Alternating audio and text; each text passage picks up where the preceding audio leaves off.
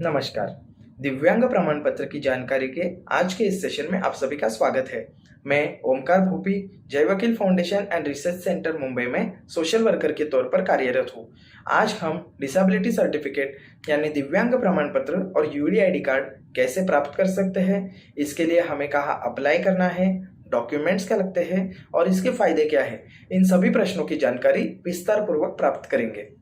आगे की प्रक्रिया बताने से पहले आप सभी को बता दूं कि जिस व्यक्ति के दिव्यांगत्व प्रमाण पत्र या यूडीआईडी कार्ड के लिए हम अप्लाई करेंगे, उसी व्यक्ति की जानकारी हमें इस फॉर्म में भरनी है। तो चलिए देखते हैं इसके लिए हमें क्या क्या डॉक्यूमेंट्स लगते हैं। डॉक्यूमेंट्स में हमें लगता है एक हाल ही में निकाला हुआ कलर फोटो, और अगर फिजिकल डिसेबिलिटी है तो वो फोटो में नजर आए ऐसा खींचा हुआ फोटो, सिग्नेचर, और अगर साइन करना न आता हो तो थंब इम्प्रेशन यानी अंगूठे के निशान का फोटो, एड्रेस प्रूफ के लिए आधार कार्ड, ड्राइविंग लाइसेंस, इनमें से कोई एक हम लगा सकते हैं। चौथा है आइडेंटिटी प्रूफ, जिसमें Aadhaar card, PAN card, driving licence, इनमें से कोई एक, और अगर जिसका फॉर्म भरना है वह अगर बच्चा है जिसका आधार कार्ड नहीं है तो आप उसका स्कूल का आइडेंटिटी कार्ड भी यूज़ कर सकते हैं।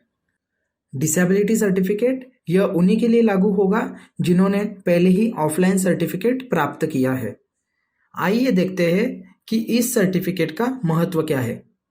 इस सर्टिफिकेट का महत्व यह है कि यह किसी भी स्पेशल स्कूल में एडमिशन लेते समय उपयुक्त होता है और किसी भी सरकारी योजनाओं का लाभ या किसी योजना में छूट प्राप्त करने हेतु इस सर्टिफिकेट की मदद होती है। तो आइए देखते हैं इसके लिए हम कैसे ऑनलाइन अप्लाई कर सकते हैं। इसके लिए सबसे पहले हम गूगल में www.swavalambancard.gov.in इस वेबसाइट पर जाएंगे। यह एक इंडिया लेवल वेबसाइट है जहां से आसानी से हम ऑनलाइन सर्टिफिकेट के लिए अप्लाई कर सकते हैं। वेबसाइट पर आने के बाद हम अपने दाएं बाजू में देख सकते हैं apply for disability certificate and UDID card का ऑप्शन है। यहाँ पर हम क्लिक करेंगे तो फॉर्म हमारे सामने ओपन हो जाएगा। यहाँ पर डाउनलोड फॉर्म का ऑप्शन भी है, जहाँ पर क्लिक करके आप ऑफलाइन फॉर्म भी भर सकते हैं। यह फॉर्म कुछ इस तरह आपको दिखेगा। फॉर्म की प्रक्रिया बताने से पहले आप सभी को बता दूं, पूरे फॉर्म में जहां जहां ये आपको स्टार मार्क दिखेगा वो ऑप्शन भरना आपको अनिवार्य है, उसके बिना आपका फॉर्म आगे नहीं जाएगा। सबसे पहले हमें एप्लीकेंट का पूरा नाम इंग्लिश और हिंदी में भरना है। उसी तरह उनके माता पिता का नाम इंग्लिश और हिंदी में भरना है। यहाँ पे एप्लीकेंट का जन्म तारीख भरनी है। जन्म तारीख भरने के हिसाब से ही सिस्टम द्वारा अपने आप उनकी उम्र यहाँ पर दिखाई जाएगी। यहाँ पर उनका जेंडर सिलेक्ट करना है, जैसे मेल फीमेल जो भी हो, उनका mobile number and email address यहाँ पर भरना है। अगर ईमेल एड्रेस नहीं है तो कोई बात नहीं, यह ऑप्शनल है। यहाँ पर उनका मार्क ऑफ आइडेंटिफिकेशन भरना है, जैसे कोई जन्म खून हो। यहाँ पर उनकी कास्ट कैटेगरी सिलेक्ट करनी है, जैसे जनरल, ओबीसी, एससी, एसटी, अन्य जो भी हो। ब्लड ग्रुप सिलेक्ट करेंगे हम यहाँ पे। फिर उसके बाद उनका मैरिटल स्टेटस है, अगर मैरिड है तो उनके पति या पत्नी का नाम यहाँ पर लिखना है। अगर अनमैरिड है तो बाकी का ऑप्शन आपको नहीं दिखेगा। यहाँ पर रिलेशन विद पीडब्ल्यूडी है, जैसे कि कोई होता है उनका ख्याल रखता है, हमेशा उनके साथ रहता है, उनका देखभाल करता है। अगर वो मदर है तो यहाँ पे हम मदर ऑप्शन सिलेक्ट करके उनका नाम और मोबाइल नंबर लिखेंगे। अगर नहीं तो हम यहाँ पर सेल्फ पर क्लिक कर सकते हैं।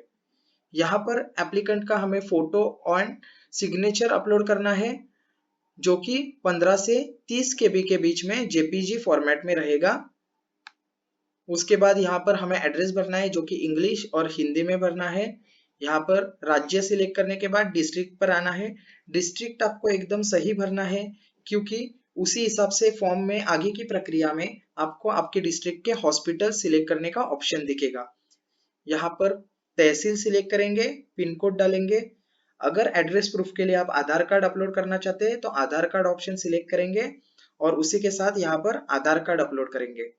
आधार कार्ड 10 केबी से लेके 100 केबी के बीच में होना चाहिए, जो कि पीडीएफ फॉर्म में हो सकता है। अगर आपने ऊपर दिया गया एड्रेस ही आपका सेम है जो परमानेंट है, तो आप यहाँ पर सेम एज अबोव ऑप्शन पर क्लिक करेंगे तो ऊपर से पूरा सिस्टम द्वारा आपका एड्रेस यहाँ पे कॉपी हो जाएगा, अगर नहीं तो आप यहाँ पर आपका परमानेंट एड्रेस लिख सकते हैं। यहाँ पर आपको एजुकेशनल क्वालिफिकेशन आपका लिखना है, जितना आप पढ़े हैं, फिर उसके बाद आपको नेक्स्ट पर क्लिक करना है। उसी के साथ आपके फॉर्म का सेकेंड पेज ओपन हो जाएगा, जहां आपको डिसेबिलिटी की जानकारी भरनी है। अगर एप्लीकेंट के पास पहले से डिसेबिलिटी सर्टिफिकेट है जो कि उसने इस वेबसाइट द्वारा नहीं बनवाया, तो आप यस पर क्लिक करके उसके बारे में पूछी गई जानकारी जैसे सर्टिफिकेट नंबर, सर्टिफिकेट प्राप्त करने की तारीख आदि इंफॉर्मेशन यहाँ भर सकते हैं। लेकिन हमने अभी तक डिसेबिलिटी सर्टिफिकेट नहीं बनवाया, तो हम यहाँ नो पर क्लिक करेंगे। उसके बाद आपको यहाँ डिसेबिलिटी टाइप, जैसे अगर इंटेलेक्चुअल डिसेबिलिटी है तो उसे सिलेक्ट करेंगे, और जैसे कि डिसेबिलिटी कब से है, अगर जन्म से है तो उसे सिलेक्ट करेंगे। हम देख सकते हैं कि नीचे डिसेबिलिटी किस वजह से है वो यहाँ सिलेक्ट कर सकते हैं, और हमारे डिस्ट्रिक्ट के हिसाब से हमें हॉस्पिटल दिखेंगे जिनमें से आपको जो सुविधाजनक हो उसे सिलेक्ट करके नेक्स्ट पर क्लिक करेंगे। आपको यहाँ एम्प्लॉयमेंट डिटेल्स भरनी है, जिसमें अगर आप काम पर जाते हैं तो एम्प्लॉयड पर क्लिक करके आगे की जानकारी आपको भरनी है, और अगर नहीं जाते हैं तो बाकी ऑप्शन आपके लिए लागू नहीं होंगे। नीचे हमें अपनी कैटेगरी जैसे बीपीएल है तो वो सिलेक्ट करना है, अपना एनुअल इनकम लिखना है, एंड इसी के साथ हम यहाँ नेक्स्ट पर क्लिक करके आखिरी पेज पर जाएंगे। यहाँ हमें अपनी आइडेंटिटी डिटेल्स भरनी है। अगर हम आधार कार्ड लगाने वाले हैं तो उस ऑप्शन को चूज करेंगे। हमने पहले ही अपने एड्रेस प्रूफ के लिए आधार कार्ड अपलोड किया था, इसलिए हम यहाँ इस ऑप्शन पर टिक करके आधार नंबर यहाँ लिखेंगे। यहाँ एग्री पर क्लिक करना है, और नीचे दिया गया आखिर में जो कैप्चा कोड है वो भरकर नीचे दिए गए टर्म्स एंड कंडीशंस इस ऑप्शन पर क्लिक करेंगे। यह ऑप्शन अनिवार्य है, उसके बाद ही आप प्रोसीड पर क्लिक कर सकते हैं। यहाँ प्रोसीड करने के बाद हमारे सामने एक रिसीट तैयार होगी जिसे आप डाउनलोड कर सकते हैं। उसी के साथ वहाँ हमें फॉर्म डाउनलोड करने का ऑप्शन भी दिखेगा, मतलब हमने जो फॉर्म भरा है उसे भी हम वहाँ पे डाउनलोड कर सकते हैं। यह फॉर्म और रिसीट लेकर आपको हॉस्पिटल जाना होगा, जिस हॉस्पिटल को हम लोग ने फॉर्म में सिलेक्ट किया था। पहली विजिट में जिनका प्रमाण पत्र बनाना है उनके माता पिता या भाई बहन जा सकते हैं, क्योंकि पहले दिन आपको अपॉइंटमेंट मिलेगी। हॉस्पिटल में जाकर आपको हेड क्लर्क से मिलना है, वो आपका फॉर्म देखेंगे और अप्रूव होने के बाद आपको अपॉइंटमेंट दी जाएगी। जिस दिन आपको अपॉइंटमेंट दी जाएगी उस दिन जिन व्यक्ति का प्रमाण पत्र बनाना है उन्हें हमें असेसमेंट के लिए लेकर जाना होगा। यह प्रक्रिया पूरी होने के बाद आपका सर्टिफिकेट जनरेट होता है। असेसमेंट के बाद आपको सर्टिफिकेट ऑनलाइन चेक करना है। इसके लिए हमें स्वावलंबन कार्ड की वेबसाइट पर download your E disability card and E UDID card इस ऑप्शन पर क्लिक करना होगा।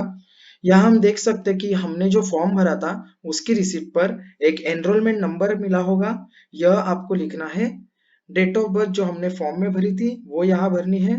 कैप्चा कोड यहाँ पे जो दिया है वो आपको भर के लॉगिन करना है। लॉगिन करते ही आपके सामने ई सर्टिफिकेट की कॉपी आपको दिख जाएगी, और ओरिजिनल कॉपी के लिए आपको हॉस्पिटल जाकर उसे प्राप्त करना होगा। रही बात यूडीआईडी कार्ड की, तो वो आपके दिए गए पते पर आपको कुरियर द्वारा पहुंचा दिया जाएगा। अगर असेसमेंट होने के बाद भी आपका सर्टिफिकेट जनरेट नहीं हुआ है तो जिस हॉस्पिटल में जाके आपने असेसमेंट करवाया था वहां जाकर आप पूछताछ कर सकते हैं। अभी हम देखते हैं कुछ अक्सर पूछे जाने वाले सवाल और देखेंगे कि उनके जवाब क्या है। यह सर्टिफिकेट के लिए कौन अप्लाई कर सकता है? आप अगर RPWD एक्ट 2016 के अंदर आने वाले 21 तरह के डिसेबिलिटीज़ में कवर होते हैं तो हाँ, आप इसके लिए अप्लाई कर सकते हैं। कुछ पेरेंट्स ऐसे भी सवाल पूछते हैं कि क्या मुझे यात्रा करते समय सर्टिफिकेट मेरे साथ ले जाना अनिवार्य है? नहीं, आप UDID कार्ड आपके साथ ले जा सकते हैं। यह खास इसीलिए बनवाया गया है। कुछ ऐसे भी पूछते हैं कि मेरे पास ऑफलाइन सर्टिफिकेट है, मुझे ऑनलाइन सर्टिफिकेट बनवाने की ज़रूरत है या नहीं? है, क्योंकि online certificate all over India accept होता है। कुछ बार ऐसे भी पूछा जाता है कि मेरे सर्टिफिकेट के ऊपर टेम्परेरी लिखा है तो मुझे परमानेंट सर्टिफिकेट कैसे मिलेगा? इसके लिए सबसे पहले आपको आपका सर्टिफिकेट देखना है। अगर सर्टिफिकेट के ऊपर टेम्पररी लिखा है तो वहाँ उसकी वैधता भी ज़रूर लिखी होगी।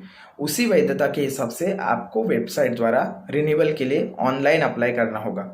यहाँ मैं आप सभी को एक महत्वपूर्ण बात बता दूं कि फॉर्म में डिसेबिलिटी कंडीशन में प्राथमिकतः जो दिव्यांगता है, जैसे इंटेलेक्चुअल डिसेबिलिटी है, तो आप उस पर क्लिक कीजिए, ना कि उससे संबंधित आने वाली दूसरी दिव्यांगता पर।